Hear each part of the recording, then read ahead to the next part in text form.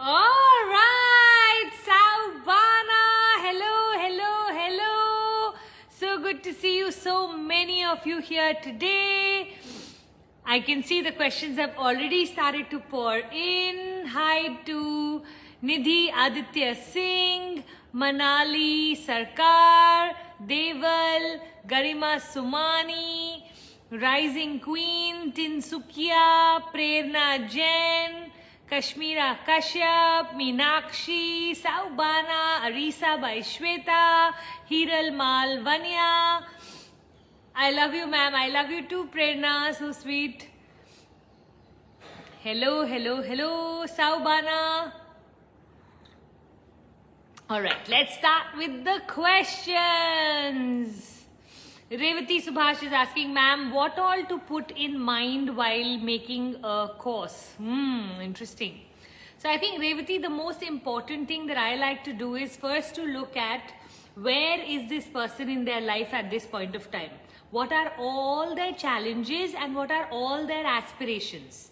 And then where is it I want them to go? So let's say, I wish I knew, Revati, what it is that you're creating a course on. However, let's say you're doing a parenting course, okay? So maybe the parent is struggling with food and the child, obedience and the child, studies and the child, basic discipline and the child, right? Productivity and the child, sleeping timings and the child. So these will be all the issues, and then with each one I will try to create, okay, how am I going to help this parent? So the parent is at level A, I want them to reach level B. What are all the guidances that I can give them in regard to each of these topics? So each one becomes a subheading for my day. Imagine if you're planning a day or planning a week or planning a month, then you can segment it that, okay, today we will cover children and food. Okay, so then how you can become a better parent in how to feed the children, how you can educate the children, and then you can create subheading, that by the time this parent finishes the course with you, they should feel like, oh my God, this was fabulous, right?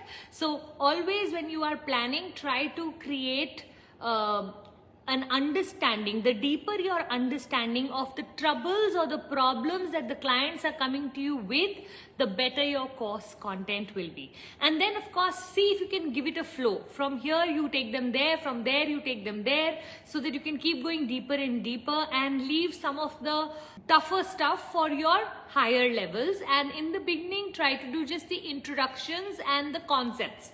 So beginning courses normally have introductions and concepts, while the later courses or the deeper courses should carry the how to do it. Okay, like what they need to do, not just conceptual.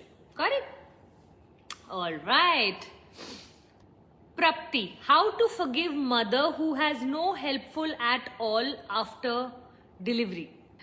So Prapti, I think the most important thing to look at is your own expectations, right? So you had an expectation that your mother will help you after your delivery with your child, but your mother is not helping you. But honestly speaking, the role is yours, right?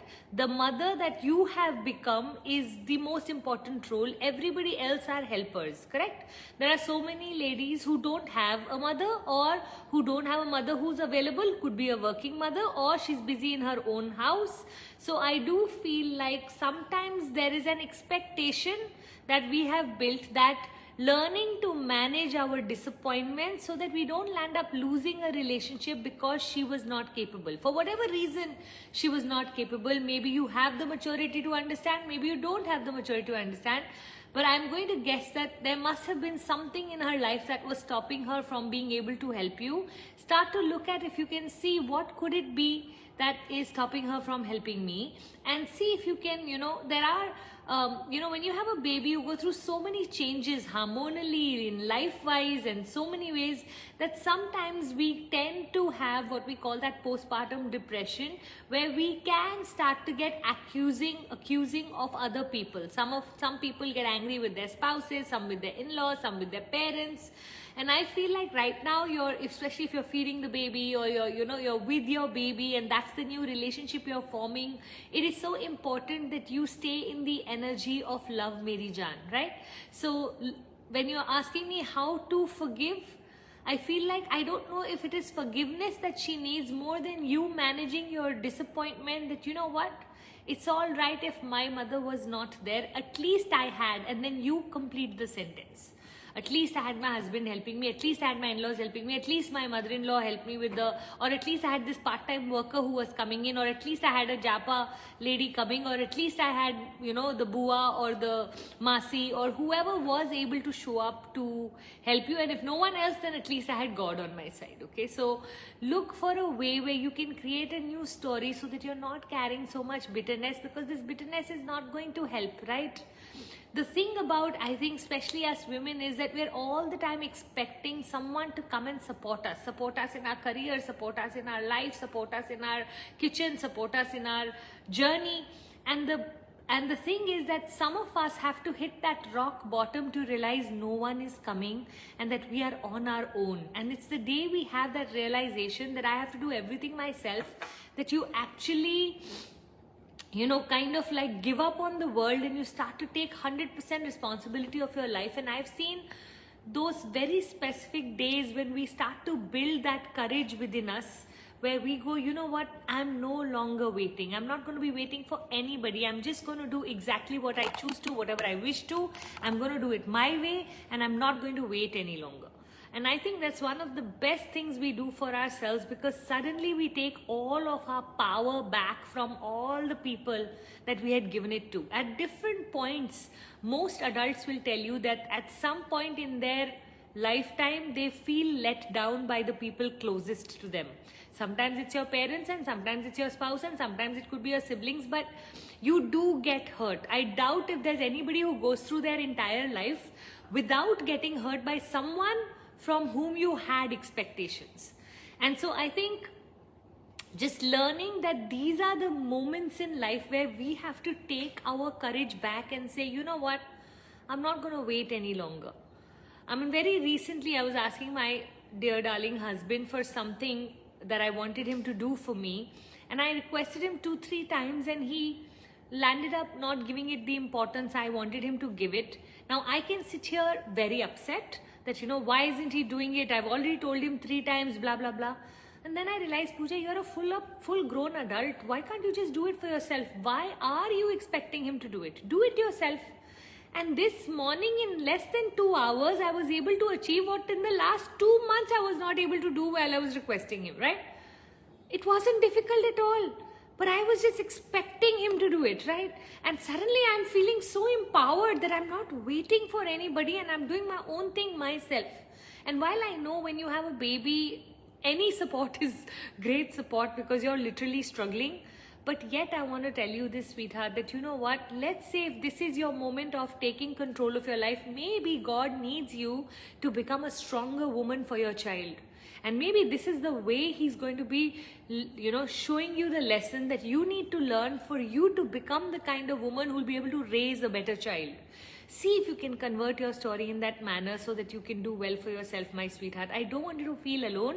I just don't want you to have expectations that are not being matched. Okay, so learning to handle our disappointments. Expectations we will always have, we can't change those, but we can use our intellect to manage our expectations, or at least manage our disappointments.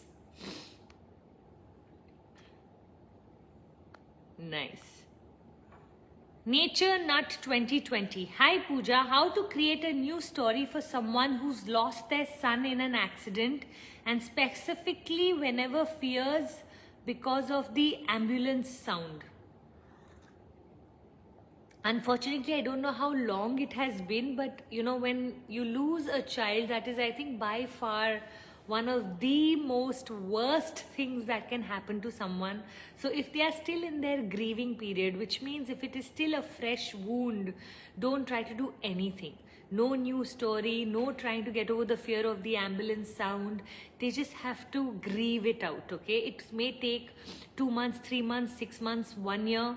Then there will come a time where they will start to numb from the pain. They can neither feel happy anymore, nor they can feel sad anymore.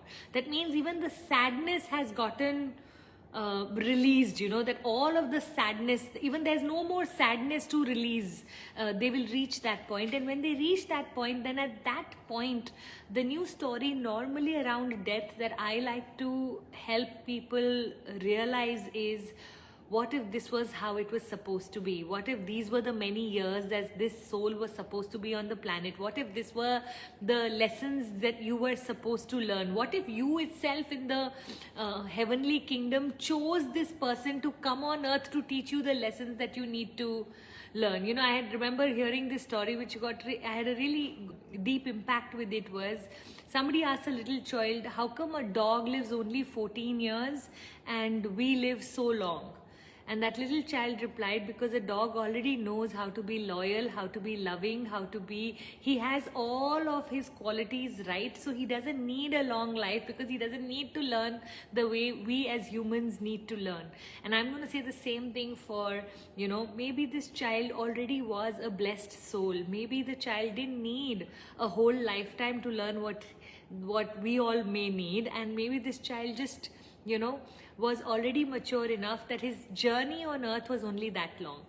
Another part of the story I always say is that, we have given death a very ugly end. We think that death is the worst thing that can happen to us as far as our loved ones are concerned. But what if we gave a new story around that, meeting our supreme energy, God energy, whatever you want to call that energy? What if that, when the Atma meets the Paramatma, what if that moment is actually heavenly, ecstatic, ethereal, magnificent? And what if all of us are getting ready not for the worst moment of our life, but for the bestest moment of our life, of going and reuniting with the Paramatma itself? So if that is our truth, then what if we were never supposed to criticize death, and we were always supposed to celebrate death? That, this was the difficult part, being on earth and learning the lessons. Now it's all beautiful for that child or for any soul that has left us. Third story that I give around death is always about the fact that now you have a hotline with God. So anybody who has a loved one in heaven, the real truth is that within a few weeks, you can actually feel the energy. Sometimes it doesn't even take a few weeks. You can feel the energy of this soul. Sometimes you feel they're sitting right next to you. Sometimes you can smell them. Sometimes you hear a music or a song that connects with them. Sometimes you eat something and it's crazy that when they become in soul form, how more deeply connected we get with them. It's literally, they can become our guide, And so when you have someone as close as this in heaven, then you don't even need to sometimes pray to your God. You can just have conversations with this soul, and this soul will communicate all of that with God, because you literally have a hotline with God. So I don't know which of these stories will help her. What I know is that what she's going through is maybe the hardest period of her life, not something that's easy. I have seen lots of marriages also get destroyed over the inability to handle the trauma of losing a child. So that's another conversation that she may need help in. I think, Nature Nat, if you are a close friend, I would suggest that she gets some professional help, because some of these traumas are beyond our human capacity to cope with, and they can destroy us and damage us quite badly. So one of the things I always tell my clients is, if they were watching you from above, how would you want them to see you? Would he be happy seeing his mother or father sad and grieving and upset and lost? Or would he want his parents to live a life that is so beautiful that he feels joy as they experience joy?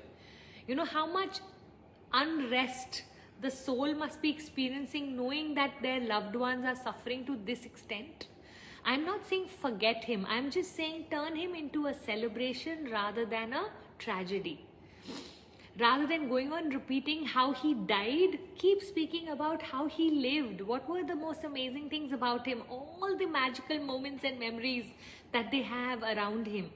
So see what you can use out of this. It's easier said than done, but if we are able to create a society or a tribe or a community someday where I can really pump people up for death being the beauty of the ending of life, then how I wish I could help people with that. Shipra, I have a question that what to do if someone talks to you rudely and doesn't respect you. So Shipra, normally there are 2-3 things you can do. One is to notice, do they speak to everyone rudely? Are they just rude in their personality? Do they mean harm, or is that their intention is not bad but they don't know how to talk? That entire family from where they come from speaks in that manner. I think it's a great thing to sometimes just notice. Like I have some of my friends who use really abusive language in a very friendly manner.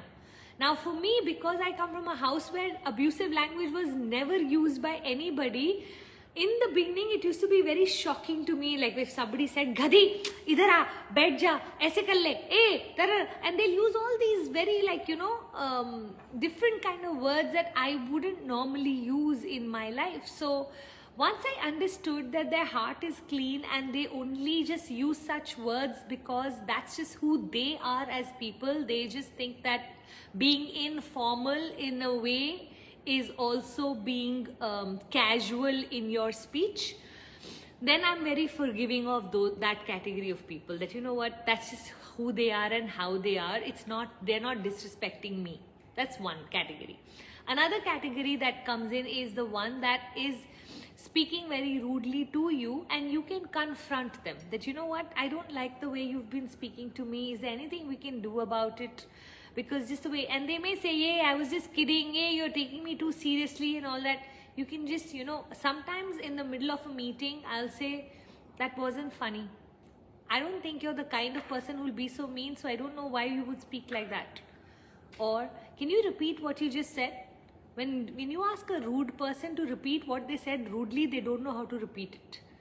Okay, because they want it to pass like a funny sentence. And if you don't let it pass and you just make the whole room and the person extremely uncomfortable, the chances are they will not do those kind of things with you.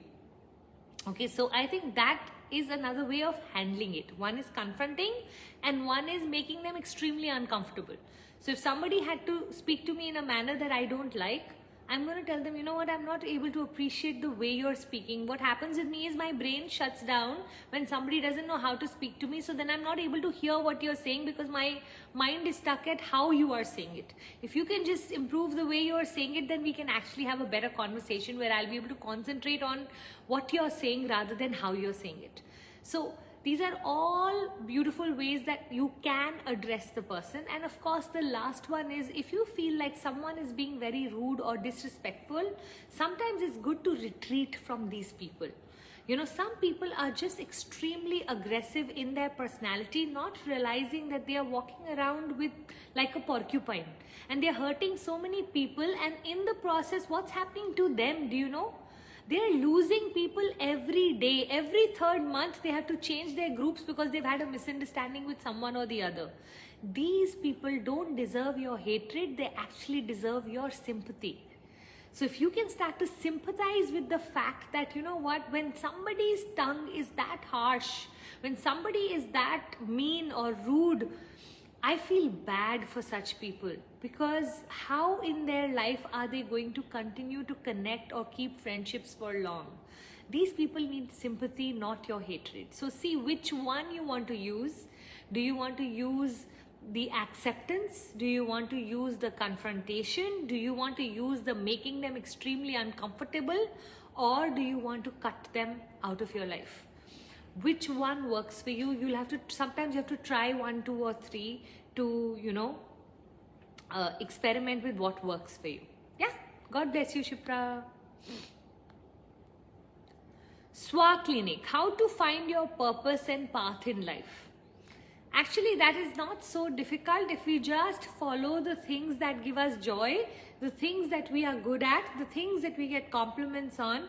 If you know the 6 Ikigai, is it 4 or 6 Ikigai questions, then what are you good at?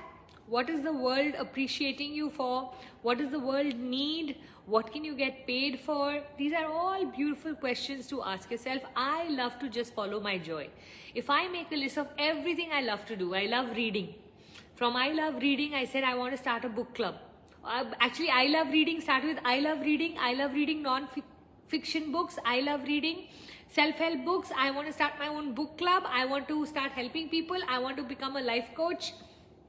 All of this progress because I love reading, right? So I want you to start to look at what are the things you love. Maybe you love exercising, maybe you love cooking, maybe you love decorating your house, maybe you love watching content, maybe you love, I don't know, you come up with ways and make a whole list of everything that you could possibly love. And then look at, in this world, what are the things people are getting paid for? So let's say you love decorating your house. Maybe you have a general great aesthetic sense. Then can you help people put up events? Can you help people decorate their houses? Can you become an interior decorator? Can you become an event manager? Under every joy list, there will be many professions that can fit under that thing. And then you just need to fill the gap. There's always a gap between the things that give us joy to the level of skill set at which we can get paid. So for me, like, I love all of this conversation and self-development, right? But when I started having this conversation, I didn't have the maturity or the understanding or the wisdom to be able to guide anyone else. So I went on this journey more to help myself. And as I kept helping myself, I saw my whole life changing. And as my life transformed, I said, oh my God, I noticed that when I was speaking to others, I had started to give the same information that I was using in my life, and their life started to transform. And I was like, oh my God, why didn't they teach us all of this in school? But you know, we all need to know all of this, and see how it trickled. So for anyone here who's looking to find their path, my suggestion, stop sitting on the sofa and thinking, which is what a lot of us do. We think too much. It needs to be put into action. You know, Marie Forleo has this beautiful quotation which goes something like, clarity does not come from thought, it comes from engagement. So I always say life is like an onion. You peel one layer only, then the next layer becomes visible. Then you peel one layer only, then the next layer becomes visible. So you want to keep going in life. I started with a preschool. In the preschool, as I started to counsel parents, I realized what I actually love is coaching. Now, had I not started my preschool, my love for teaching, I would have never realized that our actual love is for coaching. Correct? A lot of us want to know our ultimate path before we even start to walk the path. The truth is, it's going to open up as you go along. So what you need most to walk the path of your highest vision or your biggest goal is, more than anything else, courage. Infuse courage and clarity. The more clarity, the more courage you have. Even if you don't have full clarity, just have clarity till the next red light, and then till the next red light, and then till the next red light, and guess what? You'll reach someone's house, correct? The same way you have to start to look at life like, okay, fine, I just need to know the way till the airport. From in the airport, I just need to know the way till the aeroplane. Then in the aeroplane, I just need to now patiently wait for me to land wherever it is my destination is. So in your path of life, you will notice there are things you need to do, there are things you need to patiently wait for, and that combination is what keeps opening up life for you. There are steps that have brought me here, and then there are steps that opened up, gates that opened up only because I had the courage to walk till that point. And some steps only open, or some gates only open, when you have walked the courageous path long enough. And so therefore, anybody here looking for their purpose, their path, their highest mission, their guiding star, the North Star, I'm going to just say, start to look at things that give you joy and do at least 2-3 of them every day for the next 90 days. Immerse yourself in exploration. Immerse yourself in exploring videos on that topic, books on that topic. Look at people who are doing that. Discuss and have conversations with someone who's more successful in that than you. All of this will help you, give you clarity and courage. Yeah. Sparkling Soul Heals. Ma'am, how to develop commitment muscle just like you, ma'am? I'm also still in the process of building it. So Sparkling Souls Heals, I think to me the most important thing of commitment is understanding your why. Why do you want to do something? So when people say, Puja, I also want to, like you, wake up at 4:30 in the morning, the first question I'll ask them is why? Because if your why is not strong enough, your reality will eventually take over. You know, you will see the same person not being able to go to the gym even one day, and next day they have a heart attack, or their blood report comes wrong, or the doctor says you will die in the next 2 years if you don't start to exercise. And look how committed they get. Why? Because the why becomes so much stronger.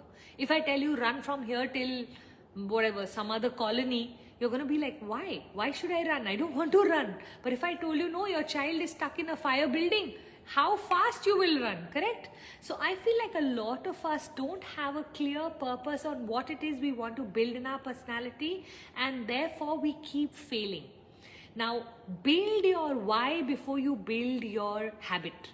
So build your why and then create your identity from that. So once you know your why, so currently I'm on a weight loss journey because my 25th anniversary is coming next year in March.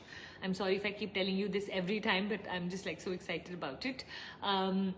So because of my 25th anniversary, I've decided I want to lose some weight for my 25th anniversary. Now, can you see a clear why? Very good.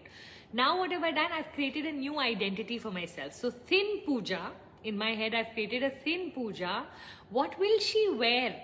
She will wear skinny jeans with, no, actually these days skinny jeans is not in, okay, so she'll wear some loose jeans, but with a white tucked in shirt and a brown belt. So let's say this is my vision, that I want to tuck in my shirt and wear a brown belt on top. Now currently Puja can't tuck in her shirt and wear a brown belt, but the Puja that I'm visualizing in 6 months can. Right? So now I've created a new identity for myself. So from my why, I have created an identity for myself. Now every single day I visualize Puja wearing the brown belt and getting so many compliments on, wow Puja, how smart you're looking, oh my god, I love, oh how much weight have you lost? And I'm imagining every friend of mine coming and saying all of this to me. So can you see how deeply I'm getting connected? Now what I do is I anchor this feeling of deep desire of wanting to, let's say, wear the brown belt, tucking in the shirt and wearing the brown belt, with the concept of, can a 20 minutes desire be greater than a 6 months desire? Let's say this is going to be my next 6 months desire. Am I going to prioritize something that gives me joy for 20 minutes over something that is going to give me joy in the next 6 months? Now that's going to be my daily battle. So when the chocolate cake comes in front of me, why am I not going to take the bite?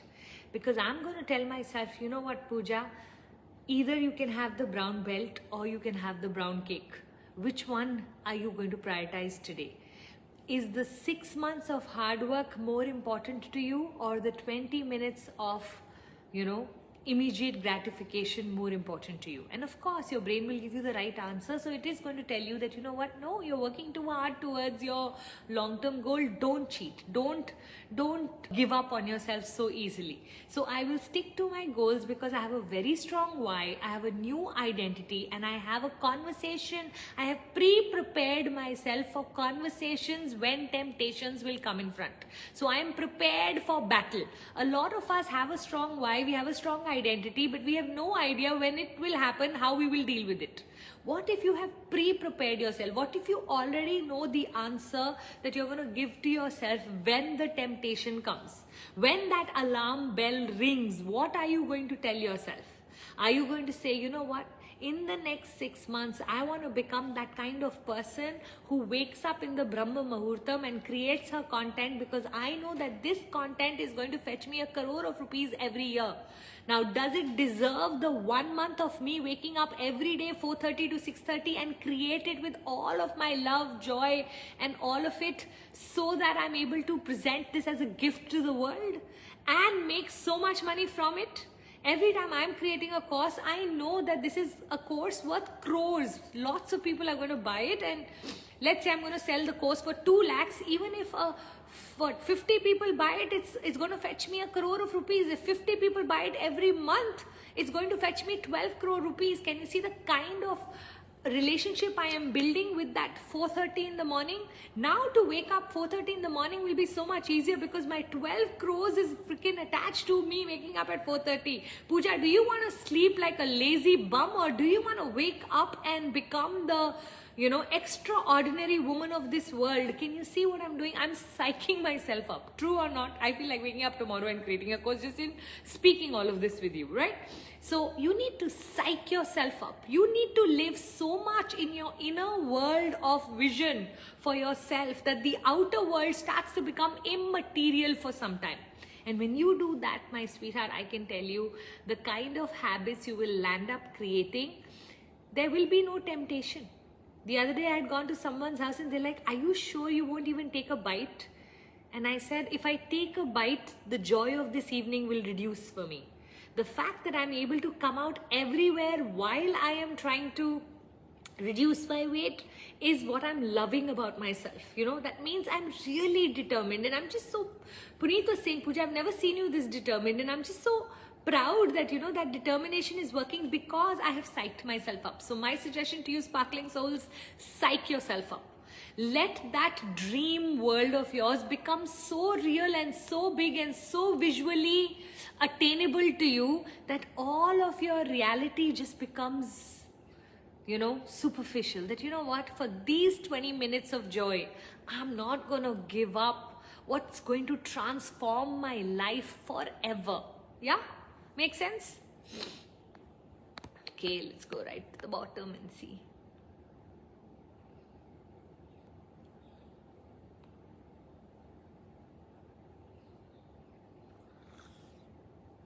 Bildia with Namita. Do you feel sometimes scared of your client's husband or family? What if they decide to hurt us? Ooh, that's deep. Well, honestly, I haven't really come across anyone. I know a lot of husbands may hate me, but I don't think they hate me enough to hurt me, because I don't think I ever speak very strongly about any situation. I always leave the decision in my client's hands. My job is not to tell them what's right or what's wrong. My job is to just show them these are the strengths and weakness of this situation. These are the strengths and weakness of that situation. Now you have to see what situation works best for you. You have to make decision from the cards dealt to you, because I am not you, so I can't tell you what you should do. So 90% of the time when I am guiding my clients, yes, I'm making them stronger. So therefore it is a possibility that they don't like me too much, because they will see a change in my client. But the real truth is, it's never to guide them against someone. It's always to make them so strong that they can stand up for themselves and start to take their power back. So no, I've never really been afraid of anybody trying to hurt me because of how I deal with my clients. I think I'm rather neutral in my advice giving, only because I believe in my heart that all of us have our answers within.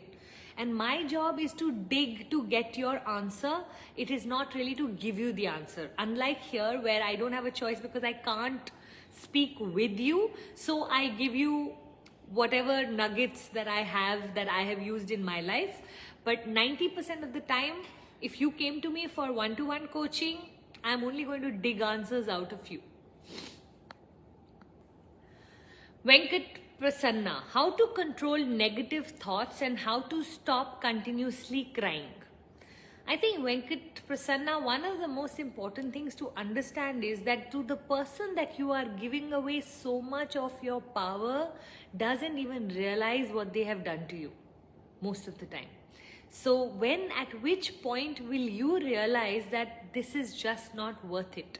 That this person or this event or this situation is not worth you giving away so much of your life to. All of us have days when we have been misunderstood, we have had injustice happen to us, we've been labeled with words that sit like arrows in our heart, we've been, judged, we have been accused.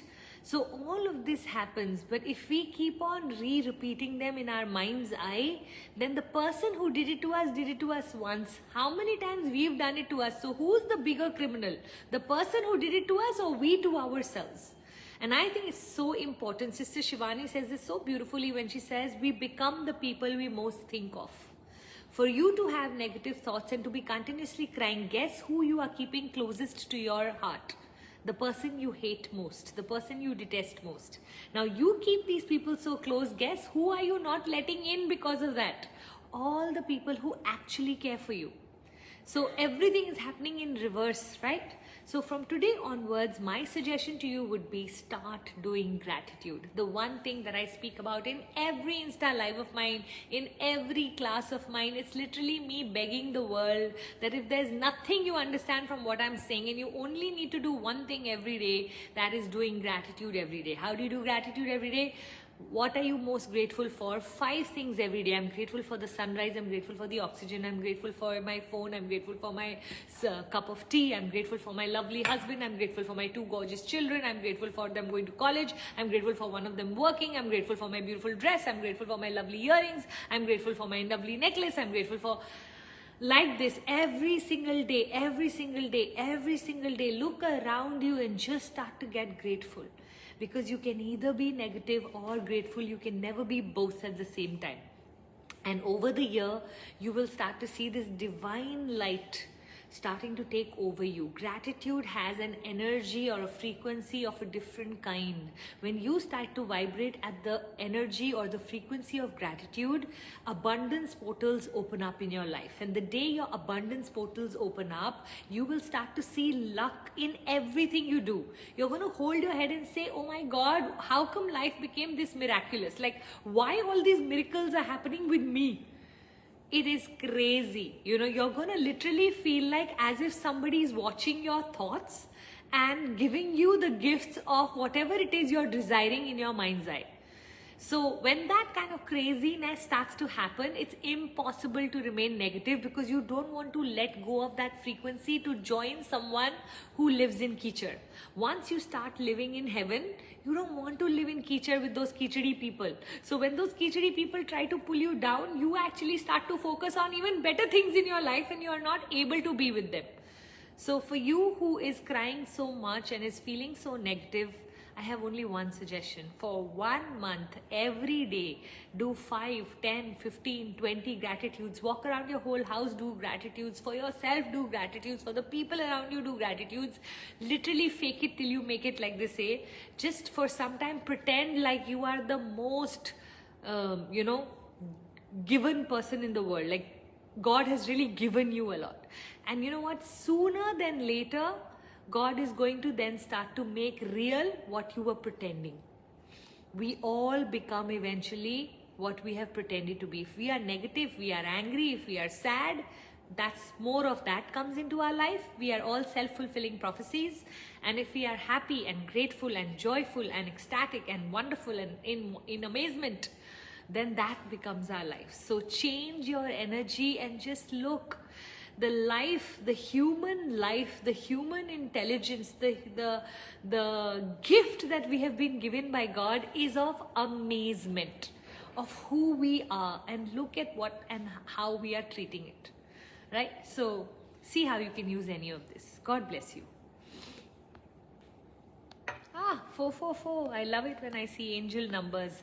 To the whole room, I send lot of blessings that this week something really amazing happens in your life for you to just soak in the fact that when you start to vibrate at a frequency of expecting something good to happen and the good happens, your belief around wanting to expect good will become very strong. And I want to set a new pattern. We've set a pattern of being jinxed, of being unlucky, of things not working out for us, for catching nazar.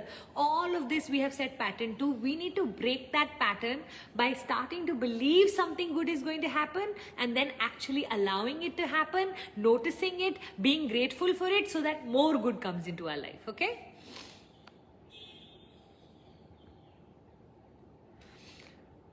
Kirti Prashant, but Puja, when we diet, sometimes people shame us that look at her, she's not taking anything, she's showing attitude. Kirti Prashant, then these are not your friends, okay? People who are showing you attitude, who do not care about your health or your desires or what you want in your life. You know what? I think we live in a very toxic culture of feeding people and expressing it as love. This is the one thing that needs to change in our society. So I'll tell you something I do just to get out of situations like this. Instead of calling it a diet, I just call it a fast. Okay, now somehow in India, fasting is allowed. If you say you're fasting, no one's going to ask you to break your fast.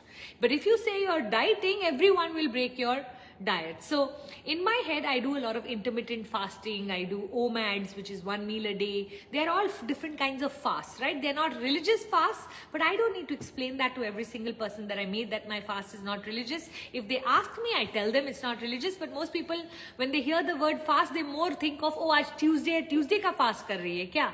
So like that, or Wednesday ka fast kar rahi hai kya? So 90% of the time what I've noticed is, while in India we have zero respect for people being on a diet, rather we speak against it, I don't know why, we have a lot of respect for culture and religion. So see if you can start to use the word fasting rather than dieting. Just a lot more appreciated in India. Okay, let's go to the bottom. Puja, you told, I like when something starts with you told to appreciate your husband in whichever area they are best at. But when they try to put us down, in spite of knowing that we are good than them in many things. So Trish, rise high. Maybe your husband is just very complex, and because he knows you are better than him in many things, he feels the need to put you down to feel good about himself. A lot of men have that problem where they are not feeling good about who they are, so they are putting you down so that they can feel better about themselves. You see all the women that land up gossiping a lot. What is basically gossiping? Gossiping is putting other people down by believing you are better than them. Correct? The same thing may be happening with your man. So what I would say is, still continue to try to break that pattern. And one of the ways you break such patterns is when you genuinely see, nobody is the best at everything, right? I'm not the best at everything. Puneet can't be best at everything. Nobody can be the best at everything. There are things he's good at. There are things that I'm good at. So if I start to appreciate him in things that he is good at, then what are the chances that he can turn around to be able to appreciate me because he's enjoying the appreciation I'm giving him, right? And if you're feeling like this formula is not working for your man, try something else. There are so many different formulas we can try in a relationship that can help us build something more beautiful. Now, if you by the end you realize he's a toxic person, he's a narcissist, he's a sad, depressed soul, or he's not even capable of a normal relationship, then you know that you are with a person that may not be up to your mark, right? But give it your 100% for the next 3 months, 6 months, 1 year, 2 years, depending on how much patience you have, and see if you can take it to a place where it gets better. Because marriage one thing is there, that it is a forever unless you choose it not to be. Anything that's a forever is worth putting in all of the effort that you can. So I keep on trying my level best every 3-4 months to introduce new activities and do new things with Puneet, so that we can keep the energy of excitement in our marriage, because otherwise boredom sets, right? Now, if you have someone who is putting you down in spite of knowing that you are good, then please know that is his problem, not yours. It's his insecurities, not yours, which means you need to start to go on your journey to build yourself. A lot of us women sometimes hit a point in our lives where we realize that no one is going to appreciate us because we ourselves don't value ourselves. And then we have to go on a journey of self-respect, on a journey to prove to ourselves that what we think of ourselves, is it even true? I remember in 2010 going on a journey like that. I did not get the love, respect and admiration I wanted from the family around me, and I just felt like maybe I don't love myself enough. Maybe that's the problem. And then when I started to improve who I am with every single day, I started to like me. And I felt like the more I liked me, automatically I saw the world's opinions of me started to change. So a lot of time, Trish, the only reason why we are not getting that respect is because we deep down don't respect ourselves also. So one more thing Puja has told you now, so go try this. Go try, go fall in love with who you are before trying to appreciate or admire anyone else. Sometimes the problem is we don't know how to receive. Priya, how to come out of what people will think about us? Priya, the higher you rise in your self-esteem, the lesser you care about what people think about us. So learning to disappoint people is a huge part of the journey of life in my experience. So I really believe that people will always have an opinion. When I started to become a life coach in India, nobody even knew this word life coach back, I'm talking about 13 years ago. And people around me kept telling me, we in India don't need all of these Western terms or Western kind of people. We have joint families, we have chachi, masi, taijis, we have parents who really love you. Don't have to take appointments from your own parents. But in my heart, I knew what a life coach had done for me. And I knew that I wanted objective viewpoint of someone to tell me where I am going wrong, where Puneet's going wrong, where people are going wrong around me, including where I am going wrong. I don't want people to be partial. If I speak to my family, they'll take my side. If I speak to his family, they'll take his side. I wanted to objectively know. So I was like, is there no one who can objectively tell me? Right? And so I think for you to ask me that how to come out of what other people will think, other people will always think something. So when I started life coaching, the same people who said, Puja, life coaching in India doesn't work, today they call me and speak to me for 1 hour on advice on their children or their siblings or their relationships. And I have had people come up and even say that, what, Puja, I'm so sorry. I thought you were doing some kind of a scam kind of work because it all looked so fake and so artificial. But today I understand the value of it. So a lot of times we have to believe a lot more in us in the beginning before anyone else is going to believe in us, because people don't know. When I was a housewife, people used to say, Puja, you should work, you have so much potential. When I started working, people used to say, be careful, don't land up neglecting your husband and children. When I was doing both correctly, they would say, but your health is most important. Money you make as much as you want to, but health ko ignore mat kar diyo kahin. So I have seen that, when I was getting married on my reception day, I was 18 years old, there was an aunt that came on stage and said, Acha, to baby ka kya plan hai? I could barely digest the fact कि मेरी 18 पे शादी हो रही है, ये aunty पूछ रही है बेबी का क्या प्लान है, मेरे हेड में था प्लीज भगवान की मेरा कॉलेज करा देना, right? So I feel like the more importance we give, see, for these aunties and all of these people who are giving all of these comments, these are just comments for them. But for us, it is our life. How long are you going to go on basing your whole life on the casual comments of whatever came to their mind? Why are we making those people so important? उनको खुद की life की आधी चीजें नहीं मालूम कि उनको क्या करना चाहिए क्या नहीं करना चाहिए, और यहाँ पर हम we are giving them this much importance that we are not leading our life कि what will they say. So my dear darling, I really hope that you are convinced that people are always going to say something, and you will always feel doubt inside of you. You'll always carry fear, and these people's job is to put fuel on your doubt and fear. Now either your doubt and fear can win every day or you can win every day. I really hope, see, 90% of the world is ordinary. You want to be one more ordinary person in this world, keep worrying about what other people say.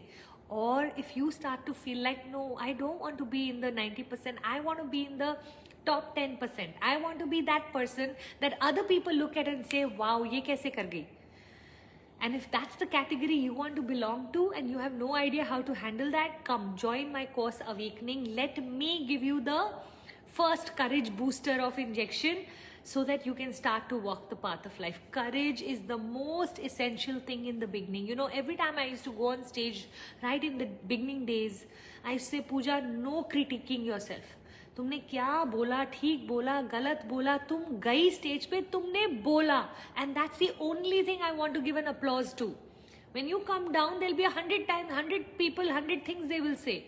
Oh, Puja, you should have given a pause there. Puja, you should have waited for them to finish clapping. Oh, Puja, that quotation, you should have spoken here. But my sister, she always ends her session by doing this. Everybody has an opinion. The only thing I would do is, Puja, you did it. Puja, you did it. In a world that is scared of going on stage, you are willing to go and put yourself out there. All I would focus on is on the positive, because I knew that if I start to let my negative mind work, I'm never going to go on stage again. मैं इतना ज़्यादा डर जाऊंगी. The same thing I'm going to say to every single one of you here who is sitting worried about what other people will say. That what other people will say are stealing your dreams right in front of your eyes. And you know what? Regret is a far worse emotion than judgment. I would rather you get judged all your life but live a regret-free life than not ever get judged. Even if you don't do anything, you will get judged. So मैं तो कहती हूँ, at least one of you be happy. You know, I remember at one point in my life literally deciding that कि वो तो खुश हो नहीं रहे, मैं इतना कोशिश कर रही हूँ और मैं भी खुश नहीं हूँ, यहाँ तो दो लोग दुखी हैं, at least I should do what I want to do, मैं तो खुश हो जाऊंगी. अगर one of us is also happy तो at least किसी की life तो ठीक हो रही है. And I started to walk the path of making myself happy and realized when you become happy, people around you start to appreciate and admire you. I didn't know that. Till the time I was victim, people were looking down upon me. When I became victor, completely changed the way people were looking at me. And then the same people I helped. How cool is that, no? That when you start to help the exact people who spoke against you, to me that is the sweetest revenge. Okay, let's go right to the bottom. All right. Add Shilpa. Ma'am, how can we come out of guilt? We have done this in the past. Can't even blame anyone in this case. Ma'am, how can we come out of guilt even if we have done it in the past? So Shilpa, one of the things I think we have to remember is we are humans, not gods. Okay? Every human makes a mistake. Now, what is this guilt doing for you? Is it serving you is the question I want to ask. If it's making you a better person, leave it inside. Be guilty and be a better person. But if it is only bringing you down because you're going on rethinking on how you should have done things differently, if you knew better, you would have done better. The problem is at that point, you thought this was the best decision for you. It may be a wrong decision, but you didn't realize it. You didn't realize the consequences. You didn't realize the complete picture. And guess what? Humans make mistakes. The only time I'm going to be willing to kill myself over guilt is if I believed I am God. And a lot of coaches go through that period where they start to think that they are above the regular people of the world, and they start to, literally think like, I shouldn't do this, I'm a coach, I shouldn't do this, I'm a so-and-so. We are all going to make mistakes. And if you don't know how to forgive yourself, guess what? You also don't know how to forgive anyone else. And I think going on a journey of self-forgiveness is one of the most beautiful growth journeys that you can ever go on. When you start to say, you know what, I did whatever I did. I have already apologized. I have already told that person, if there's any way I can help you or undo anything, I would love to. I have done whatever it takes. अब बच्चे की जान लोगे क्या, वो क्या करे बेचारी, right? So Shilpa, you need to stand in front of the mirror and start your forgiveness journey, sweetheart. Because you are human, you will make mistakes. Now, either you can live with this guilt and poison yourself every day and die a sad death because you didn't remove it, or you can start to go on a journey of understanding that, you know what, I made a mistake. Now that I know this is how humans operate, when someone will hurt me or someone will do something wrong, guess who's going to be the first person to forgive them? You. Because you know why? Because you understand how it feels to be wrong. None of us want to be wrong. Even Osama bin Laden believed that he was doing the Muslim world a huge favor, by bringing down those 2 towers. He didn't think he was doing anything wrong. None of us want to do wrong. So when we realize the wrong that we do, that's when we don't know how to live with ourselves. And that's when we need to use our own compassion, our own motherly, unconditional love on ourselves and start to say things to ourselves that we would if our child had done the same thing. So I'm going to ask you, Shilpa, if someone really close to you, a loved one, had done exactly what you have done, what would you say to them? How would you help them out of their guilt? Then that is the new conversation I want you to start to have with yourself. It's a healing journey. It will take time, but I can assure you by the end of this year, we have still 2 months to go. I want you to start to go, you know what? Had this not happened, I wouldn't have become the person I've become. How many of you know the story of Angulimal, right? He used to cut people's fingers and tie them around his neck to show people how many people he had murdered. And then something happened on the journey where he hit nirvana, or he hit enlightenment, and he realized all that he had done in his life was completely wrong, and he went on a path of penance, which is he went on a path of wanting to help other people, to be there for people, to serve people, and he got so much peace from it. Now he can't undo all the murders he did, but you know what, had he not been Angulimal, maybe he wouldn't have ever become the saint that he became, right? So sometimes, Shilpa, God puts us through something wrong to make us a better human being. And I really hope that you learn your lesson so beautifully that if ever in life God came and asked you that, you know what, I can remove some incident from your life, which one would it be? You say, no, I don't want to change this incident, because if I change this incident, I wouldn't become who I became. And I want you to become, I say this today, that thank God my parents got me married at 18. If I had to relive my life, I will remarry at 18, because I wouldn't be who I am today if I had not been deprived of education, deprived of going to college, deprived of those young years of spending it with my friends. If I was not deprived of all of that, had all of that not been taken away from me, I wouldn't have valued education to the level I did, and I wouldn't have gone and become the most educated person in India in the self-help industry. So, Shilpa, I really hope and pray that by the end of this year or next, you are able to say that, you know what, maybe the best thing that happened to me was that one mistake I made. Because of that, today I am who I am. Yeah, sweetheart, I'm going to pray for you. Oh my God, we've reached 5:02. Let's quickly take pictures, and do tell me what was your biggest takeaway by sharing it in your story and tagging me. Now you can do that by posting it on your story, or you can do it by putting it under this video. I'm okay with both. So tell me, what was your greatest takeaway in the comments below or in the story. Bye. Love you. Ciao. Thank you for coming.